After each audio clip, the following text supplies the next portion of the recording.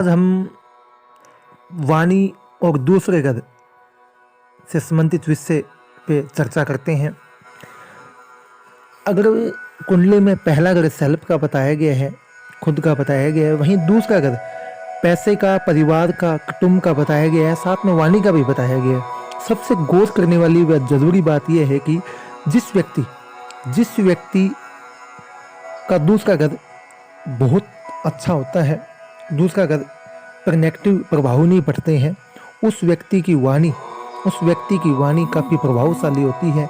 ऐसा व्यक्ति बोलते वक्त अपने शब्दों पर गहन ध्यान रखता है कि मेरा प्रस्तुतिकरण, मेरे शब्दों का प्रस्तुतिकरण किसी के लिए दुखदायक या नुकसानदायक ना साबित हो, या मेरे शब्दों से मेरी छवि खराब ना हो।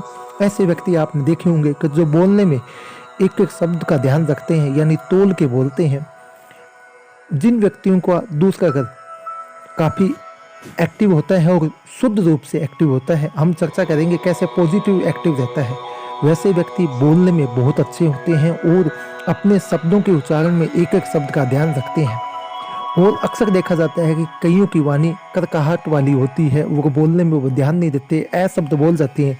कहीं ना कहीं कंठ महादशाओं में उनका दूसरा घर नेगेटिव रोल अदा कर रहा है, जिससे कहीं ना कहीं उनकी वाणी में वो प्रभाव आ गया और वह अपनी वाणी से ही अपनों से संबंध तोड़ लेते हैं और उनका नुकसान, और उस वजह से उनको बहुत नुकसान होता है।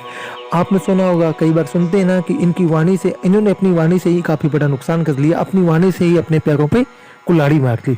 इसलिए दूसरा घर पैसों के अलावा वाणी से संबंधित भी माना जाता है।